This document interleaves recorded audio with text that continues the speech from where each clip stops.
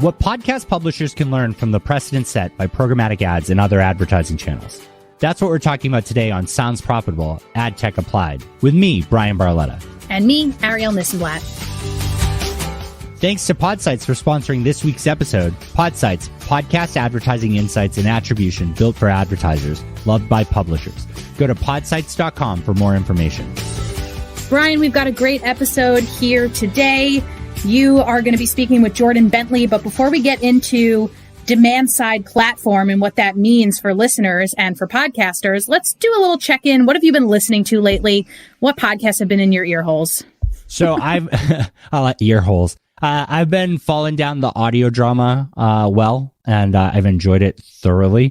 Midnight Burger is still my favorite, my go-to. I burned through Brimstone Valley Mall, and then I followed one of the actors on there to an older podcast that I cannot believe I never heard about, Ars Paradoxica. And it's a 3-season, 36-episode time travel based podcast, and it's absolutely blown my mind. And I really think it's going to be the first podcast that I've listened to again. I'm absolutely going to start again from the beginning and check out the whole thing. What about you? What have you been listening to? Well, I have been listening to Wild Boys from Chameleon Campside Media. It's amazing. It's coming out weekly and it's a limited series. And I feel like the precedent for the past few years has been to drop all episodes of limited series at once. But this one is coming out weekly and it is really doing a great job with cliffhangers. So I am completely captivated by it. The story has many twists and turns. I very much recommend it. It's sort of true crime, not so much on the crime side. So it's really investigative. It's great. And also I love Canada, and it takes place in Canada. Heck yeah, I'll have to check it out. So let's dig in for this week. I'm really excited about this one. You know, as we're moving into Sounds Profitable, Ad Tech Applied, my focus is I want to talk to people who have something that me and you can then break down and talk about how podcasters in the business side, in the ad tech advertising side of it, the non-microphone side of it, can apply that information, because I think so many things are ad tech or can be translated to ad tech. This one is super nerdy. And what do you think about the interview? This one is super nerdy. I had to listen to this interview twice because there is so much in here that I wanted to make sure I had an understanding of it before I came on to chat with you about it. And also because it's the kind of interview that doesn't seem like it is advising. It doesn't seem like advice per se, but if you really break it down, you can learn how to use these techniques and tools to better yourself as a podcast publisher. So first, tell me, how did you get in touch with Jordan Bentley? Yeah, I think we actually met over Twitter. I think I was arguing with somebody else about advertising in podcasting and how programmatic affects it. And we just kind of bonded over a topic on there. And we're just, he came on as a sponsor shortly after. But it was really interesting. My Twitter used to be just following Dungeons and Dragons and role-playing accounts. And in the 18 months of Sounds Profitable, I've started following more ad tech and news and technology and podcasting people. And so I've fallen into ad tech Twitter, and it's very fun. So Jordan comes from that side. That's how we connected there. But Jordan runs a company called Audiohook, which is a demand side platform, and it is all focused on podcasting and other forms of audio, being able to enable buyers to access that inventory across multiple different inventory sources. Bryan, break it down for us. Who is the customer of a demand side platform like Audiohook, and how would they use it? So a demand side platform allows someone to buy into inventory, right? So it is primarily a buying tool. The other side of that is a supply side platform. So DSP for demand, and SSP for supply. Supply is the publisher side of it. And so this now allows a buyer, an agency, a brand, anybody over there to spend money on inventory that the DSP is connected to or can be connected to. The publisher sets up the SSP relationship, right? So in podcasting, the main ways to do that right now are through directly. You could manage it yourself through a VAST tag, a little bit more complicated. But platforms like AdsWiz and Omni Studio's Triton Digital will allow you to represent your inventory as an SSP and individually connect with DSPs. Programmatic is definitely confusing here, but if that is your goal, to interact directly and manage those programmatic deals, those are your two avenues today. So what I found interesting about your conversation is that demand side platform companies are not just in the audio space. They are a leftover kind of infrastructure from previous types of advertising, and they'll continue there, and they'll continue in the podcast/audio space. But what is unique about Audiohook? Yeah, they're focusing specifically on podcasting, which is tough, and audio overall, but podcasting is difficult because the way programmatic advertising works is it's all real time, right? A bunch of calls are made out to see what ads are available, and in real time, the platform responds back. The ad is won or doesn't win, and then shortly after that, in seconds we're talking, an impression is fired to confirm not only did it win, but it was placed. In podcasting, it's possible for it to take longer, not because the time that they receive the ad to the time that the listener receives the episode with the ad in it is that long. It's really not. We're talking a few seconds, maybe minutes at that regard. But it's the hosting platform, the ad serving platform has to fire the tracking pixels. So every platform does that differently. And some of them can take hours to fire those tracking pixels, which means that podcasting has to be handled in a different way than digital display, than streaming audio, streaming video, basically every other type of media that we can measure in real time. Podcasting, because there's no framework for how the hosting platforms have to respond back, it can just take longer.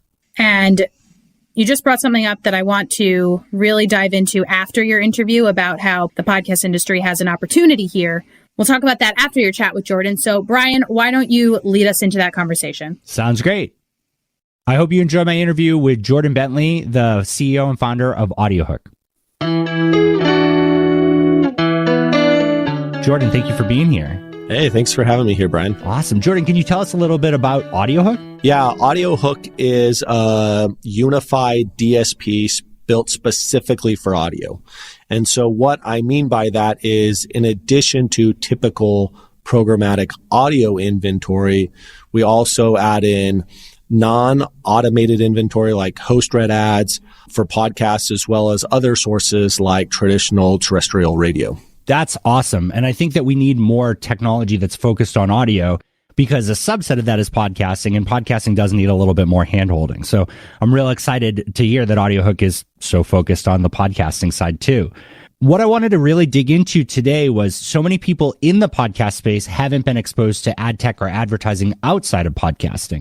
And as we know, a lot of podcast ad tech was built by people who needed to hit a revenue demand from their board or their founders or investors or whatnot, and they built something that worked for them. The problem there is that we're not really built to a standard, and things work very, very differently in podcasting than they do in streaming radio or streaming video, or especially a website. So let's go for the most basic.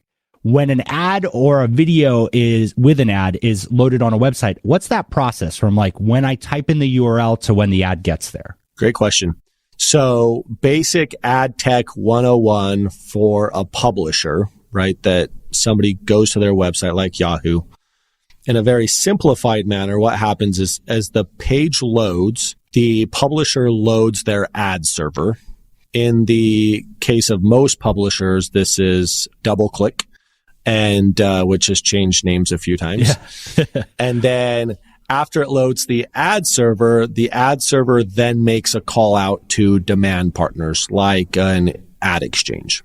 Gotcha. So when I load the website is coming to my device. Part of that website is the ad server, and that's also loading from my device, making a separate call out. Correct. Yeah. So you have some JavaScript built into the HTML of the page. That's where your ad slots are, that when the page loads, that JavaScript says, okay, go to DFP, which is DoubleClick. And then DoubleClick loads it and says, okay, are we filling that with an ad that we've directly sold? Are we going to send it to Google or some ad exchange to give us demand from other advertisers? And goes through that decisioning. Very cool. So for people in the podcast space, the big difference here is that when a listener presses play in their podcast player, it calls the host and says, hey, do you have an episode? In that episode right there, when they're building it, it says to its local server, all server side, what ads are available based on the IP address, user agent, and the episode that's being requested. They're all filled right then and there. If there's any external calls to Programmatic or Marketplace, those also happen there. Because your hosting platform, which is like your website platform, and your ad server are built in together, because only one thing, the full audio file, can be returned back to the device. There's no way for an ad call in podcast advertising to come from your device. It only comes from the hosting platform. And so we have programmatic starting to expand in the space, Jordan, and that's a big reason why you're spending so much time in podcasting, which is really exciting. Programmatic in podcasting focuses in the same way, right? The hosting platform's ad server says, what ads do I have available? And through VAST, so calling another URL to another ad server, or through a direct integration, which absolutely mimics the similar functions there, but your hosting platform makes the call to the ad server instead of you flighting a campaign that calls an ad server. That's how we get programmatic ads. So it's all contained in that linear process.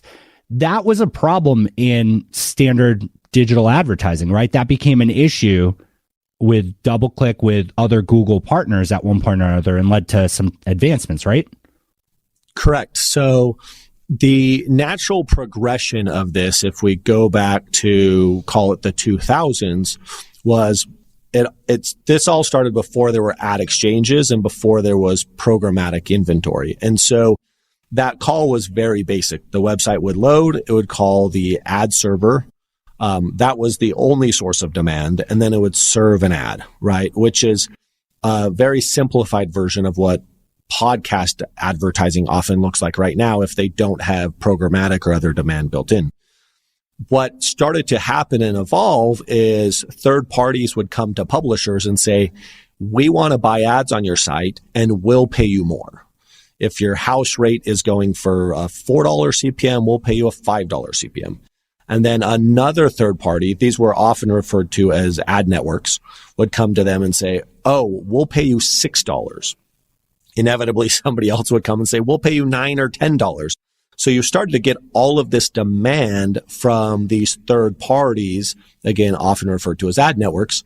And so the publishers would place them in what's referred to as a waterfall. Because while they said they would pay a $10 CPM, for example, it was only on the ads if they chose that they wanted to actually buy that ad. And so when a page would load, it would call the ad server. The ad server would then call that first ad network or first partner that's willing to pay $10 and say, okay, here's an ad. Are you guys buying it? And oftentimes they would say yes or no.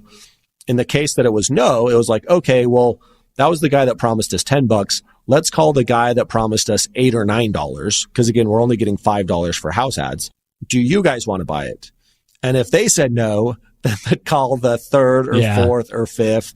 And this waterfall cycle got really extreme where you had a dozen or more calls. And how this impacted the user was you would go to a website and the content would load, but where there was a spot for a display ad, it may not load for 5 or 10 or 20 seconds later because you had to make all of these calls to third parties. And so what publishers did, and this happened over a number of years, like 10 years or so, is the publisher said, we have to figure out a way to make all of this happen at once. And again, skipping a little bit of the backstory, publishers and the ad ecosystem ultimately invented what we refer to as header bidding. And header bidding, simply put, allows the ad server or the website to send out a request right when the page is first going to be loaded. This happens server side and not on the client's device anymore. Happens server side and says, okay, here's this user who wants to show them an ad. That ad request gets sent out simultaneously to a number of partners, 3, 4, 5 partners, but it's all simultaneous, right? So you're not waiting and doing this daisy chain thing. One at a time, you send it out to everybody at the exact same time. And then, because it's server side, you can also do this stuff much faster because you're not reliant on a client side, connection. And then they get the responses all back, of those people that want to bid. They choose whatever is the highest, whether that's an external partner like an ad exchange or whether that's some house ad that they have in their ad server. And then they serve the ad. And that's all publisher controlled, right? So the publisher sets up all those partners in their ad server, which they control. It's not that the publisher is calling to like a marketplace or something that is doing that for them. Correct. And there's different tools out there, right? So part of the evolution of this, and again, I kind of skipped to the end with header bidding, was there were a few intermediate steps where ad exchanges were like, well, we'll just do that all for you, right? Yeah. Why don't you, initially sounds like a great idea, right? Hey, let's just get one partner. They're referred to typically as supply side platforms, SSPs, and we're going to help you get the most bang for your buck. The challenge became that there wasn't a lot of transparency around any of this. And so you would a publisher would partner up with an SSP, and they'd say, okay, we're going to get you the best prices, and we're going to take 15% of the revenue that we generate for you. And inevitably, another SSP would come to them and say, well, we actually have more advertisers, or we have more DSPs, or we think we can get higher values. And instead of taking 15%, we'll take 10.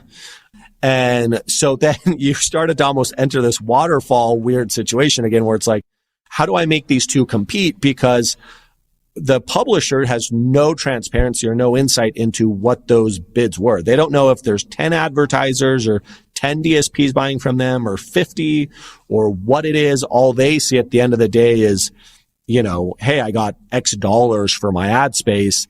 And again, who knows how the sausage is made. And so that was also kind of a forcing function of this transition to header bidding, because rather than working with, well, what's interesting is they started working with ad networks, 1, 2, 3, 4 ad networks. They transitioned to SSPs to say, hey, let's get rid of this problem.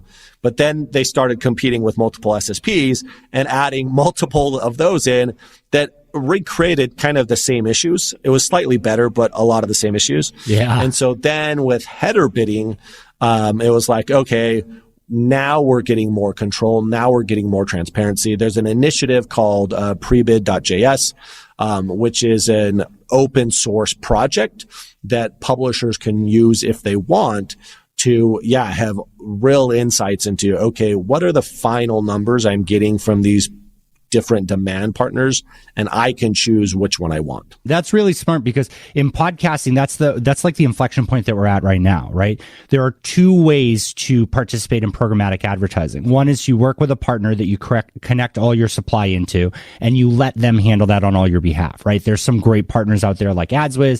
There's Voxnest. There's a handful of them out there that will handle all that. Acast, even Spotify and Megaphone, to some example, are exploring that area. But what it means is you lose transparency. You know that when they give you an ad, you're going to get a certain dollar amount as a minimum, usually a floor. But they're not going to have to buy everything, but you don't know who they called out to. And so that's why I'm such a big proponent in podcasting of VAST-based programmatic. And that only works on a few ad servers. You have Whooshkaa, Megaphone, Art19, Omni Studio, and Simplecast AdsWiz. And what I mean by VAST-based programmatic is exactly how header bidding sounds, right? It's a server-side call to a bunch of programmatic partners, having them all compete together. So basically, you set them each up as a campaign, each up as rank 5 or 10 or whatever the bottom of your waterfall is, but they're at the same level.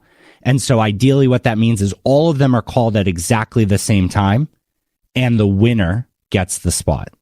And so that means that you're able to designate and get the highest price back. And as a publisher, you can do that however you want, right? You could have all of AdsWiz's Podwave compete with a direct VAST call to, Group M, right? And so it depends on your skill level and your way of working with them.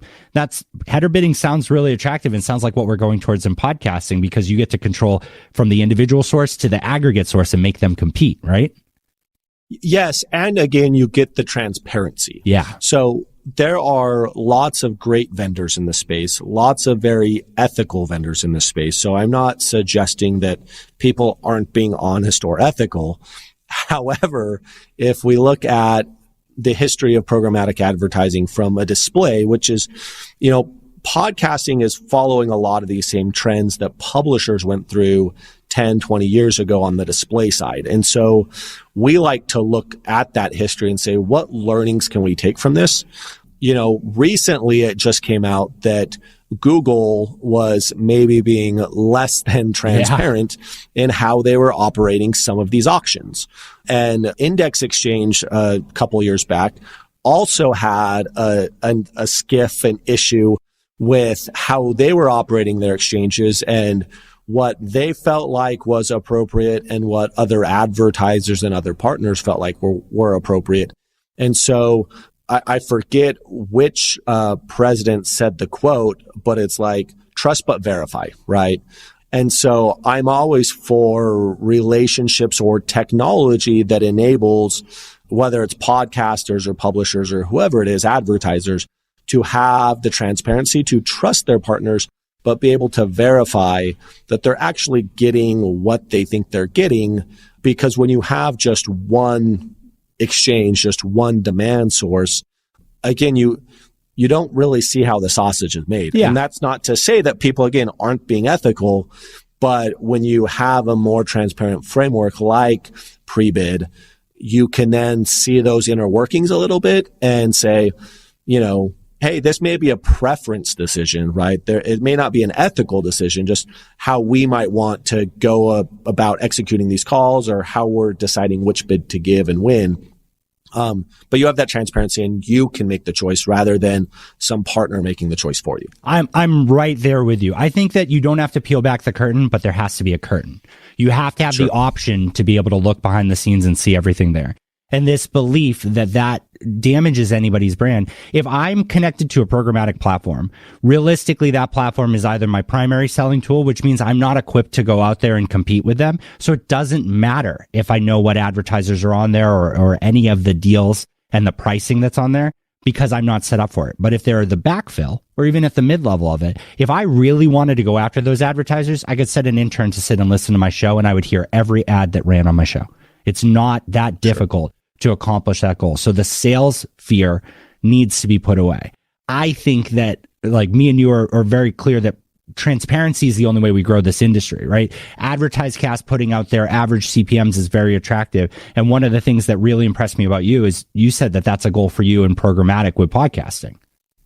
Yeah. And I like what AdvertiseCast is doing. And I think there's an opportunity to even step that up, right? So in addition to saying like, okay, here are the CPMs we're seeing, right? Is that an average, right? Is that the median? Is that the top 90th percentile? Naturally, some industries or content, if you will, of podcasts are going to maybe fetch higher CPMs than others. An example might be a financial podcast, banks, credit cards.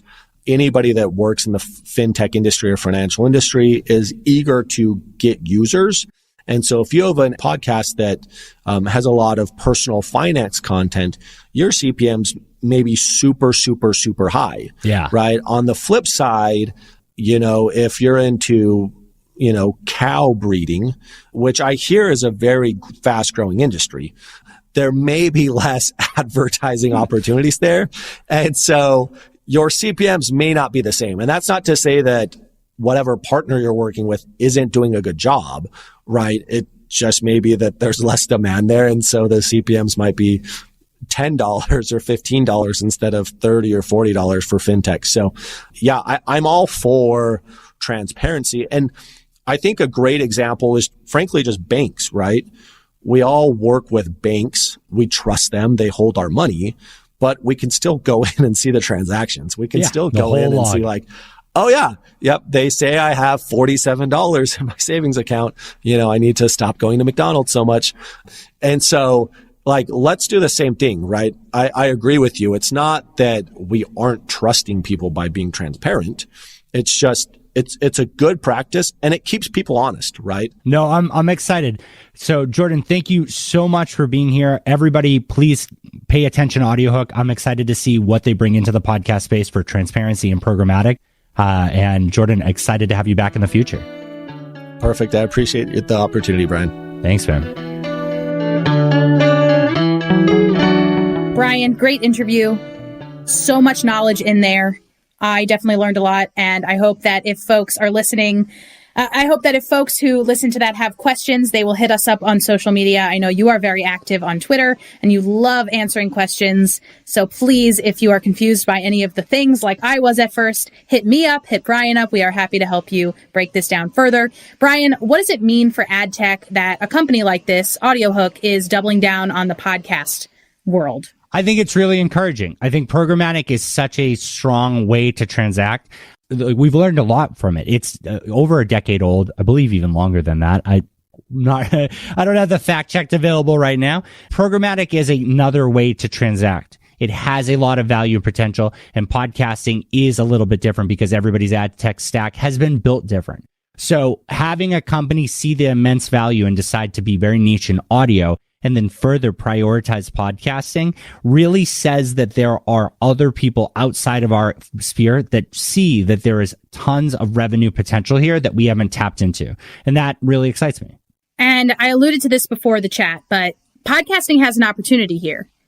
Obviously, podcast advertising is newer than TV advertising, is newer than banner advertising on a website. So what is the opportunity here for podcast publishers and for the podcast industry in general? And how can they set themselves apart from previous demand-side platform tools? Yeah, we spend so much time talking about how other countries can learn from the US and our podcast growth and everything that we've done. And we don't want to impart that knowledge. We don't want to take that seriously sometimes when we look at our industry and comparing it to other industries. Everything that we're going through with programmatic and advertising, you can find another industry that mimicked that at one point or another and what they learned from it. And I'm so it means the world to me that you were able to really zoom in on that because transparency is a big thing. Google is being blasted right now for a lack of transparency in their programmatic and marketplace offerings. And in podcasting, we can get ahead of this by just saying, hey, it's a phase. We got to go through it. That's how some people make money, but we're ready to move on. So I think that this is our chance right here to not be associated with inventory sources that obscure who your inventory is or who you are, and not obscure what advertisers they're sending your way. Because ultimately that creates a lack of trust. And that lack of trust continues to hurt the industry, where a lot of other industries are being picked apart for that or have stopped doing that. So this is a chance for us to completely focus on transparency and realize, hey, if they were going to go buy direct or they were going to buy another way, they were going to do that anyways. And we weren't doing anything but making people frustrated and making everybody uncomfortable with the medium. So yeah, I'm very, very happy that shined through for you. Early on, let's pledge to do it right. I love it. Right, podcasters? Yeah, it's still early. It's still early. So let's do it right. If you want to connect or have any questions or comments for us, feel free to reach out to us on social media. @SoundsProfNews, @Bryan Barletta, or @AriThisAndThat on Twitter.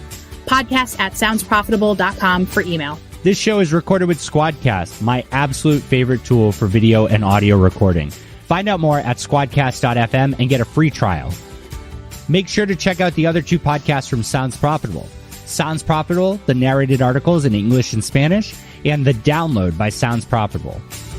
Thank you to Terra and Ian Powell for their help on this episode.